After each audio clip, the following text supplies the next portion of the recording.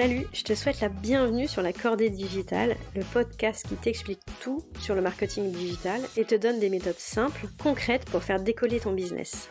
Alors t'es prête pour l'ascension ? Moi je suis Julie, je suis business coach pour toutes les femmes entrepreneurs qui ont osé partir à l'aventure après 10, 15, 20 ans de salariat et décident que stop, c'est terminé et que leur deuxième vie démarre aujourd'hui pour se réaliser en tant qu'entrepreneur. C'est des femmes qui, comme moi, ne sont pas nées avec un portable dans les mains mais ont très envie de prendre ce train en marche pour se donner tous les outils pour réussir dans leur projet. Alors si tu te reconnais dans ces femmes-là, moi je te propose des accompagnements sur mesure et individuels pour t'aider à construire un business qui soit rentable, c'est une évidence, mais surtout aligné avec tes valeurs et n'oublie pas les besoins de tes clients. Alors tu sais, j'ai décidé sur 3 épisodes de m'attaquer à un sujet super important et souvent épineux pour chacune d'entre nous, le fameux méchant LinkedIn. Alors j'ai fait un premier épisode où je t'ai listé les 18 raisons et les 10 chiffres pour ne pas passer à côté du potentiel de LinkedIn. Normalement, si j'ai bien fait mon job, ça a dû faire un peu tilt et te donner envie de te retrousser les manches. Bon, si t'as pas écouté l'épisode, je t'invite à le faire pour finir de te convaincre.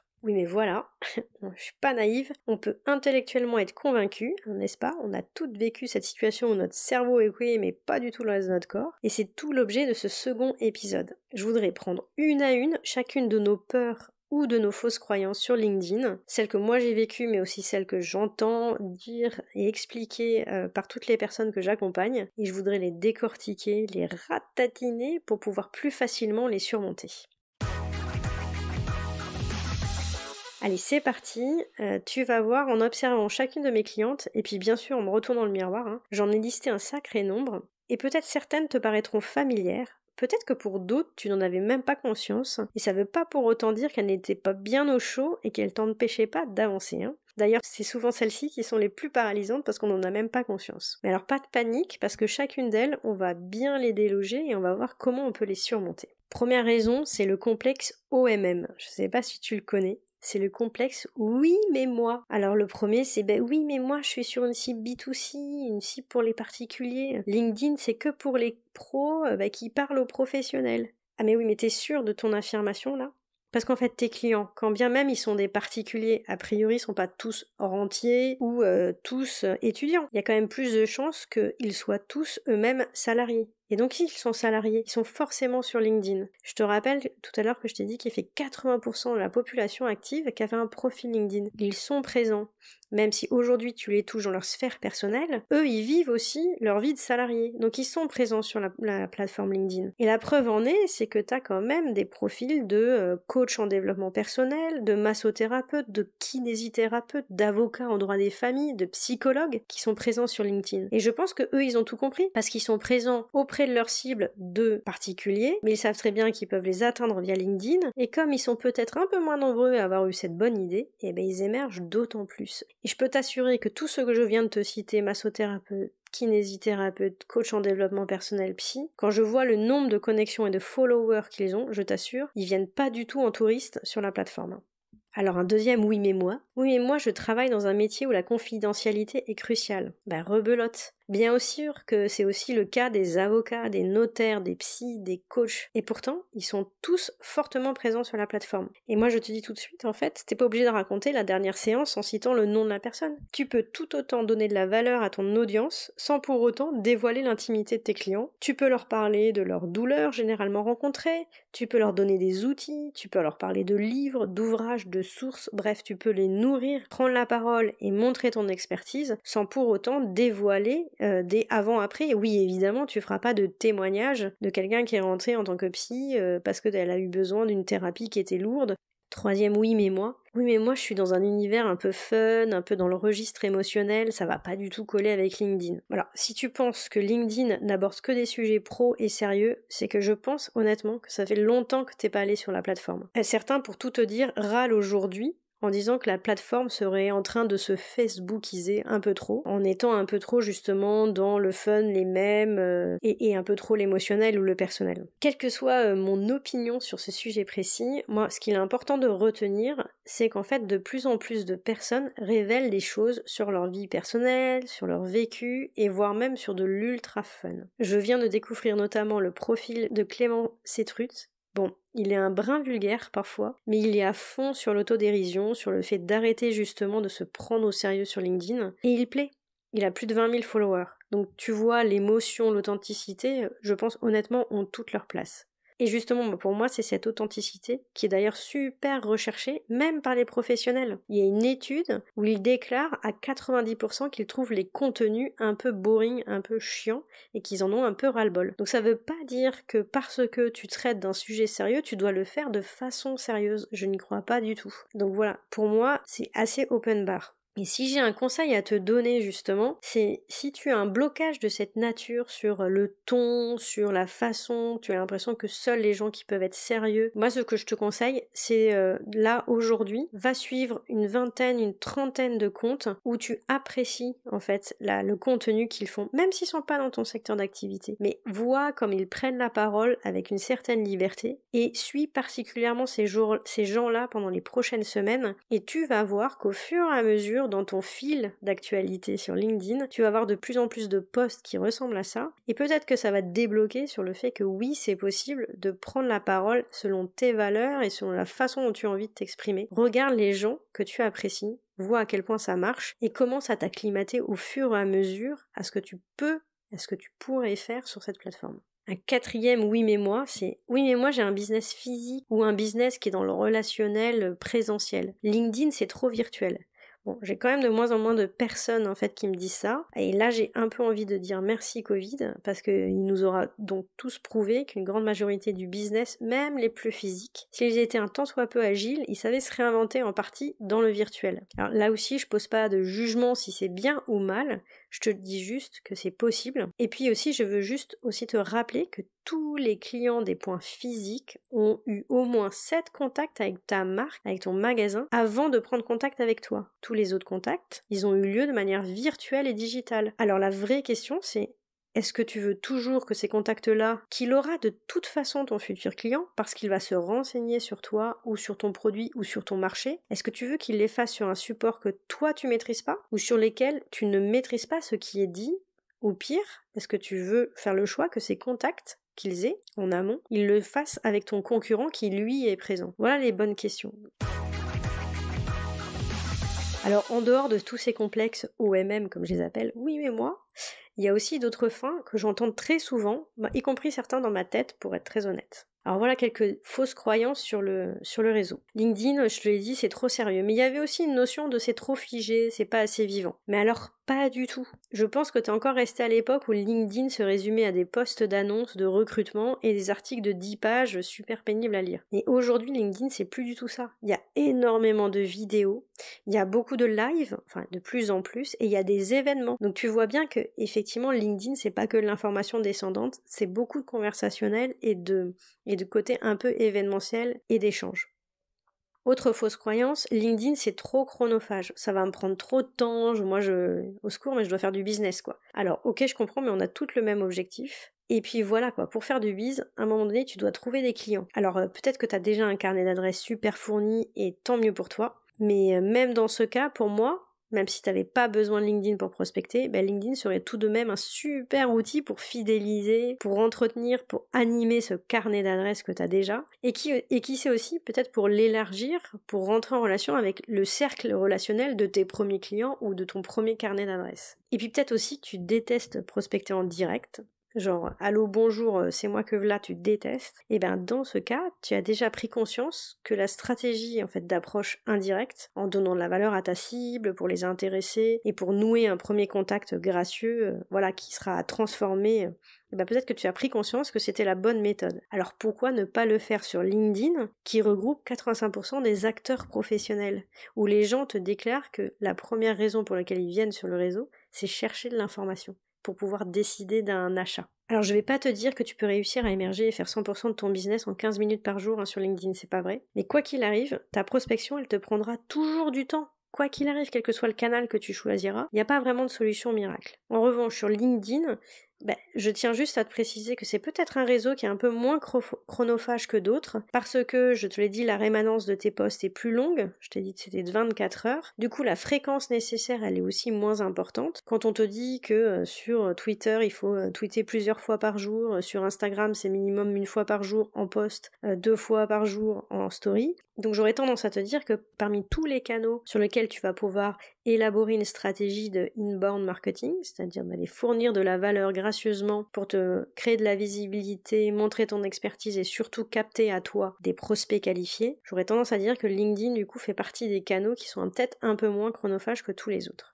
Une autre fausse croyance ou une peur, c'est j'ai pas d'argent à investir sur ce nouveau levier. Alors là, je t'arrête tout de suite, du coup, je te l'ai dit peut-être dans le premier épisode si tu l'as écouté, mais la version gratuite de LinkedIn, elle est déjà largement suffisante pour faire du business. Alors dans toutes les fausses croyances et les peurs, moi je regroupe les gens dans la team pour vivre heureux, vivons cachés. Alors eux, ils ont plusieurs peurs que j'ai remarquées. La première peur, c'est j'ai peur que mes clients pensent que j'ai que ça à faire et que du coup ça donne pas confiance sur le fait que je suis occupée et que j'ai beaucoup de clients. Bon, alors je sais pas si cette peur est réellement vraie parce que je pense que les gens au contraire ont énormément d'estime pour les gens qui savent à la fois très bien bosser et en même temps se cultiver, faire de la veille et du coup partager tout ça à leur propre réseau. Je pense que c'est une fausse vérité. Je pense que de toute façon prouver que tu délivres de la valeur en travaillant réellement, ça tu le fais au quotidien quand tu es en contact avec tes prospects ou tes clients. J'entends aussi dans cette même team, j'ai peur du bad buzz ou plus simplement de dire une bêtise et de me cramer auprès de tout mon réseau. Alors moi franchement je comprends cette crainte que j'ai eue aussi un petit peu au démarrage, un peu comme si on jouait notre vie à chaque post, ce qu'on se dit pas du tout sur Instagram ou Facebook. Mais alors c'est tout de même assez vite oublier 2 choses. Premier, c'est que le peu d'importance que globalement les gens nous accordent quoi. Et oui, ils ont d'autres choses à faire que finalement pointer du doigt le micro-mot qui a été la faute d'orthographe ou l'approximation qu'on a eu sur un chiffre. 2, c'est aussi la probabilité que tout ton réseau aussi voit 100% de tes posts. Ça reste quand même globalement faible. Donc faut aussi remettre les choses à leur place. Ça va pas remonter à Macron si tu fais une faute d'orthographe, quoi. Et puis après, pour dédramatiser également, c'est que pourriez-vous dire de si grave que les gens enregistrent le post, le partage, l'envoi aux échos et au monde? Moi je pense qu'il faut juste un petit peu dédramatiser et surtout éviter en fait de tomber dans le travers du ventre mou. Le fait de faire des posts un peu transparents qui finalement servent à rien et qui vont gaspiller ton énergie est largement à mon avis plus probable que celui de te mouiller, d'avoir une position qui va faire réagir jusqu'au point de faire un bad buzz.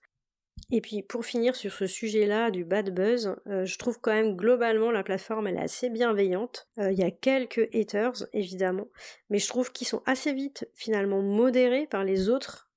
Alors après, si cette peur, tu vois, de poster sur LinkedIn et de te planter, etc., elle demeure toujours, tu peux aussi l'accepter et avancer par étapes. Par exemple, moi j'ai préféré démarrer sur Instagram pour tester des choses, pour peaufiner mon discours, j'ai accepté, tu vois, de prendre ce temps et de n'aller sur LinkedIn que quand je me sentais à l'aise, alignée et rassurée. Alors ouais, j'ai accepté de perdre un peu de temps, mais bon, j'ai aussi préservé mon énergie, ma confiance, etc. Et donc, il faut aussi accepter ce temps d'adaptation et je pense que c'est tout à fait ok que de vouloir se précipiter. Alors dans cette team de pour vivre heureux, vivons cachés, il y a aussi les gens qui ont peur aussi de trop en dire et de se faire piquer les idées et les projets, voire même les clients par leurs propres concurrents. Tu vois, tu comprends, ils voient qui me suit et donc ils peuvent prendre contact avec eux en direct. Alors ouais, je te confirme que c'est possible et peut-être que certains prendront le temps de le faire, rien n'est moins sûr. Mais finalement, c'est quoi l'alternative? C'est ça la vraie question. Le but c'est quoi? C'est de se planquer au fond d'une grotte. Alors oui, je te confirme qu'en se planquant au fond d'une grotte, tes concurrents ils pourront pas te piquer tes idées, mais alors par contre je te garantis aussi que tes clients et surtout tes potentiels prospects ils seront pas non plus au courant quoi. Puis je pense aussi que c'est un peu oublier rapidement que t'as bossé dur sur ton offre, ton positionnement et que t'as tout fait pour te rendre unique et surtout très précieux auprès de tes clients. Alors oui, un concurrent il pourra te piquer une idée, il pourra aller contacter un prospect, un client. Mais pour moi, il remplacera jamais la globalité de ton système et surtout la force de la relation que tu vas avoir créée avec ton client. Il faut quand même que tu aies confiance là-dedans, quoi. Alors il y a aussi une autre grande team de population qui ont peur de LinkedIn ou qui ont des fausses croyances, c'est un peu la team défaitiste qui se flagelle. Ah oui, mais mes concurrents, ils ont plus de 10 000 abos, laisse tomber, c'est trop tard, j'y arriverai pas. Bon, alors sache un truc, c'est que c'est connu et reconnu, c'est pas ceux qui ont 10 000 abos qui font le plus de business. Il y a des gens qui ont un réseau de 1000 abonnés et qui, je t'assure, font très bien tourner leur boutique, donc ne te fie pas au nombre et au volume d'abonnements, parce que tu peux très bien aller chercher un nombre énorme de personnes qui sont pas du tout qualifiées, qui sont pas dans ta cible, ou bien tu peux très mal travailler la conversion de ton audience en client, et donc la course au nombre d'abonnés n'a pas de sens, dans la mesure où, a priori, ton objectif n'est pas de devenir influenceur et de vendre des crèmes de beauté sponsorisées, mais de faire du business sur ta propre expertise. Donc c'est pas la quantité qui vaut, c'est la qualité. Après, il y a dans cette même team, oui mais tu comprends, pour prendre la parole sur LinkedIn, il faut être experte. Et moi, j'ai vraiment pas l'impression de l'être. Alors là, franchement, on l'a toutes vécu, le bip de syndrome de l'imposteur qui nous coûte cher à toutes. Alors je sais qu'il est très présent et qu'il est dur à supprimer, surtout quand on te demande de t'exposer justement sur LinkedIn, qui est le réseau des professionnels, quoi. Bon, alors je vais essayer de te donner un peu de courage par rapport à ça. Alors déjà, on va commencer par démystifier un truc, c'est le mot expert. Pour moi qui veut pas dire grand chose, mais t'es expert de quoi? Quand tu as 4 ans et que tu viens de retirer tes petits trous, t'es expert par rapport au gamin qui est encore andrésienne. Oui, mais toi, t'oses pas donner des conseils parce que tu te compares à Bernard Hinault, enfin le vieil exemple des années 50. Bref, exemple nul, mais tu vois ce que je veux dire, quoi. Est-ce que tu penses réellement que Bernard Hinault est le meilleur prof pour un gamin qui est andrésienne? Pas sûr du tout. Enfin, tout ça pour te dire que on est toujours l'expert d'un autre. Et d'ailleurs, certains disent qu'il te suffit d'avoir 10% de savoir supplémentaire par rapport à ta cible pour être en capacité largement de lui apporter de la valeur. Et puis honnêtement, qu'est-ce que le savoir s'il n'est pas transmis avec pédagogie ou alors qu'il est transmis de façon froide? Dit autrement, à ton avis, qui apporte le plus de valeur? Le professeur nimbus ultra hautain et méprisant ou la personne qui partage son savoir et son vécu, hyper important, avec simplicité, par étapes, de manière illustrée? Voilà, moi je te laisse répondre. Moi j'ai quand même une toute petite idée sur ce qui convient le mieux au plus grand nombre de personnes. Alors j'espère que tous ces arguments t'auront permis de refaire redescendre l'expertise à sa juste valeur et à sa juste place. Bon, et aussi dans cette team défaitiste, mais attends, si t'es pas copywriter, mais laisse tomber, c'est mort. Bon, alors je t'invite franchement, à regarder tous les gens que t'admires parce qu'ils écrivent hyper bien. Quelqu'un qui prend la parole, par exemple, souvent sur LinkedIn, c'est Christopher Piton. Je t'invite à remonter sur son fil d'actualité et regarder un des premiers posts qu'il a publié. Ok, bon, bah tu vois rapidement en fait qu'il a progressé. Et il a progressé comment? Mais parce qu'il a posté des centaines de fois et qu'au fur et à mesure il a testé des choses et qu'il s'est amélioré. Donc évidemment si tu te compares à la personne qu'il est devenu aujourd'hui après 2, 3, 5 années de travail laborieux, bah évidemment ça c'est complètement paralysant. Mais en fait, s'il n'avait pas démarré à faire ce premier poste, il n'en serait pas là aujourd'hui. Donc la première chose que je peux te dire, c'est t'es peut-être pas copywriter, mais tu vas le devenir, et tu vas le devenir en testant des tonnes de choses. Donc lance-toi, démarre, et puis voilà, accepte que le premier, le 10e, le 30e sera pas forcément parfait. Et d'ailleurs, qui peut dire qu'un poste est parfait? Je pense que le poste de Christopher Piton qu'on trouve génial là aujourd'hui, je pense que dans 5 ans, peut-être qu'on le regardera avec du recul en se disant ah bah finalement c'était pas si bien que ça et il aura probablement largement amélioré ses propres posts. Comme quoi les choses évoluent et rien n'est figé, il n'y a surtout pas de recette miracle. Ça aussi c'est vraiment un point qui est super important. Il n'y a pas de recette miracle, il n'y a que des gens qui font des choses, qui testent et qui mesure et qui voit ce qui fonctionne et qui améliore. Il n'y a que comme ça que tu peux arriver à une solution où tout d'un coup tes posts deviennent intéressants. Et intéressant pourquoi? C'est parce que tu es aussi aligné avec. Je pense qu'il n'y a rien de mieux que d'être à chaque fois le plus fier possible des posts que tu fais. Et c'est surtout ça qui compte parce que n'oublie pas que tu t'exposes, tu montres qui tu es et la valeur que tu veux apporter et puis tu t'adresses à une cible particulière. Donc ce qui vaut pour une personne ne vaut absolument pas pour le business d'à côté.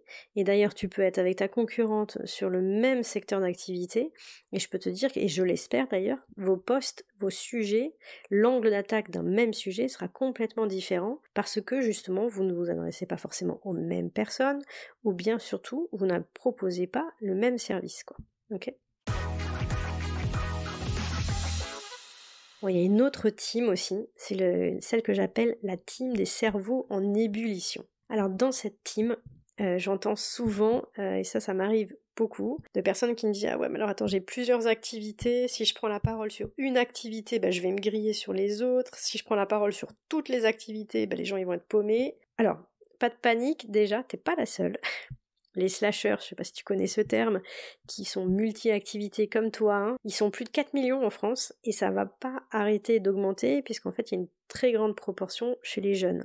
Alors il y a plusieurs solutions à ton problème. D'abord, s'il te plaît, mais pose-toi la question si toutes tes cibles de toutes tes activités sont sur LinkedIn. Parce que s'il y a seulement une de tes activités pour laquelle ta cible est sur LinkedIn, déjà tu as la réponse à ta question, c'est que tu vas axer que sur cette activité sur LinkedIn.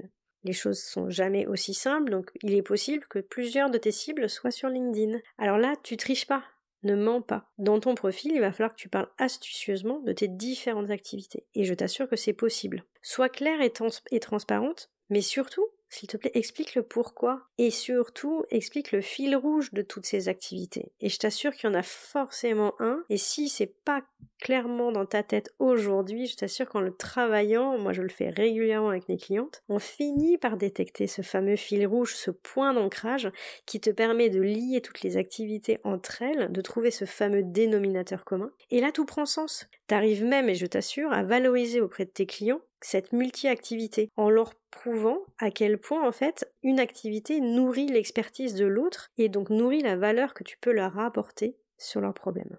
Et puis en plus, je trouve qu'en faisant cela, ton profil est aussi plus atypique et c'est vachement bien. Tu suscites la curiosité. Moi, c'est ce que j'appelle l'adhérence. Et en ayant plus d'adhérence, les gens vont prendre contact plus facilement avec toi. Et peut-être qu'ils vont prendre contact avec toi sur un point de ton activité et pas les autres. Mais à chaque fois que tu vas prendre contact avec ces nouvelles personnes, ne néglige pas que potentiellement cette relation, elle pourra t'apporter des opportunités sur cette activité-là, mais aussi sur les autres. Donc tu multiplies en gros les occasions de faire mouche auprès des gens qui te découvrent et tu multiplies autant d'opportunités de faire du business. Et alors après, effectivement, si t'es multi-cible, donc t'as fait ton profil, t'as trouvé ton fil rouge, ton ancrage, après la question se pose, mais qu'est-ce que je poste? Qu'est-ce que je mets? Sur quelle activité je poste mes contenus? Alors il y a deux solutions possibles.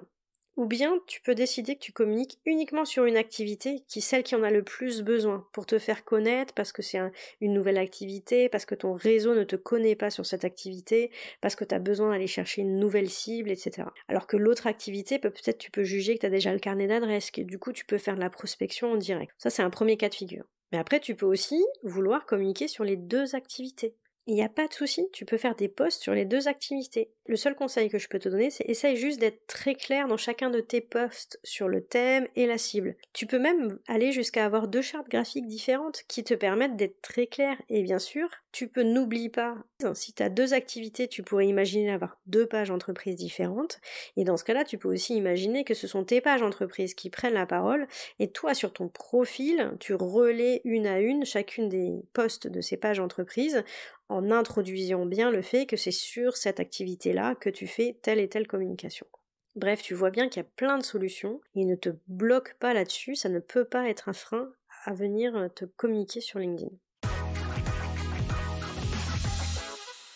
Alors un autre frein en fait des cerveaux en ébullition, c'est le fait de rentrer en contact en direct, en one-to-one avec des professionnels, ça m'impressionne. Ça je l'entends aussi régulièrement. Alors, pas de panique, ton premier échange, il sera pas avec Obama. Hein. Les choses, il faut que tu aies conscience de ça, vont se passer de façon beaucoup plus naturelle et informelle que tu imagines. N'oublie pas que ton objectif, c'est pas de vendre en direct. Tu vas pas leur vendre l'encyclopédie universalis, quoi. L'objectif, c'est que tu vas fournir de la valeur. Tu vas communiquer, tu vas échanger avec ton prospect pour mieux comprendre sa situation, ses enjeux, ses soucis. Donc, tu dois d'abord t'intéresser à lui. Et ça, je suis sûre, j'en parie, mais vraiment, que t'es beaucoup plus à l'aise pour le faire. Et ça tombe bien, c'est exactement ce qu'il faut faire. Ne cherche pas à vendre, cherche d'abord à t'intéresser à la personne. Tu lui donnes de la valeur te permet de rentrer en relation avec cette personne. Une fois que tu es en relation avec cette personne et que tu as un contact en one-to-one, là tu continues à ne pas chercher à vendre, tu continues à comprendre qui il est. Pourquoi le contenu l'a intéressé? Qu'est-ce qu'il cherche? Dans quel contexte il cherche l'information? Quels sont ses enjeux du moment? Et tu verras que si tu fais bien ce job avec authenticité et énergie, les étapes suivantes, elles se feront hyper naturellement. Parce qu'en fait, ta démarche sera d'amener ton prospect à lui-même te poser ensuite des questions sur ton offre. Ah mais c'est intéressant ce que tu me dis, tu m'as envoyé vers tel épisode de podcast, sur tel et tel article. C'est intéressant, moi mon souci il est plus là-dessus. Ah c'est hop, et là tu discutes avec cette personne. Ah ben c'est intéressant parce que moi c'est pile ce pourquoi j'ai accompagné une personne dernièrement et voilà comment on a fait les choses, on a avancé progressivement. Tu lui expliques un peu, tu lui donnes un peu de matière. Ah mais d'accord, tu fais des accompagnements individuels, je savais pas. Oui tout à fait, je les propose. On le fait en visio. Si tu veux, on peut s'appeler pour en parler en direct si c'est quelque chose qui peut t'intéresser. Tu vois bien à quel point en fait la personne est déjà dans une démarche hyper positive. Et du coup, quand tu seras à cette étape-là, en fait, t'auras tellement développé une relation de proximité, de confiance et d'engagement qu'en fait ta vente elle sera super facilitée.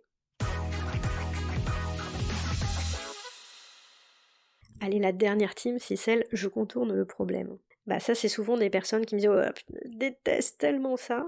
Ok, j'y vais, parce que j'ai pas le choix, mais je vais direct le déléguer à une community manager ou à une stagiaire. Voilà, c'est une grosse erreur. Quand on délègue, c'est pas pour se débarrasser. On va faire un sujet sur la délégation. On en a parlé, ce sujet de la délégation, c'est hyper important. Il est hors de question, en fait, que tu délègues un sujet pour ne plus le gérer. Si tu délègues ta stratégie sur LinkedIn, alors d'abord, tu pourras pas tout déléguer, parce que pour moi, la relation one-to-one ne pourra se faire que avec toi, puisque tu en seras justement à donner toute la valeur de ton offre, de ton service, et tu en seras à pouvoir proposer des rendez-vous, à pouvoir questionner la personne sur ses besoins. Donc pour moi, il n'y a que toi qui peux faire ça. Après, tu peux effectivement déléguer tous les posts, le contenu éditorial, la rédaction, etc. Évidemment que tu peux le faire, mais ça ne veut pas dire t'en débarrasser, parce que toi, tu vas devoir être en contrôle permanent, et puis surtout, c'est toi qui dois guider. C'est-à-dire que tu dois être très au clair sur la stratégie que tu veux mener, à qui tu veux t'adresser, quel est ton objectif et quel message tu veux transmettre, et surtout forcément à un moment donné c'est tellement lié à ton activité que tu vas devoir quand même à un moment donné réfléchir quand même très sérieusement au contenu. Qu'est-ce que tu veux transmettre et donc quelle thématique tu veux aborder, comment tu veux l'aborder. Tu vas devoir forcément donner beaucoup de matière à cette personne-là pour qu'elle puisse ensuite faire la partie exécution.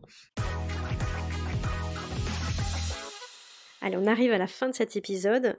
Peut-être que tu te seras reconnu dans une de ces phrases, de ces peurs ou de ces fausses croyances, ou peut-être même plusieurs, comme certaines d'entre nous, le moi en premier. J'espère que j'aurai réussi à enlever un certain nombre. Et si tu as écouté l'épisode 1 et cet épisode bien attentivement, normalement tu devrais être remonté comme un coucou pour en découdre avec LinkedIn, même plus peur. Et c'est pour ça que du coup l'épisode 3 devrait arriver à un point nommé pour te donner tous les premiers conseils pour parfaire ton profil et surtout commencer à communiquer efficacement pour nouer tes premiers contacts business. Alors si ce second épisode t'a plu, n'hésite pas à me laisser un avis et un commentaire sur Apple Podcasts ou YouTube, Spotify, et bien sûr à le partager à une sœur d'entrepreneuriat pour qui tu sais LinkedIn est dans sa to-do depuis des semaines mais n'y est toujours pas.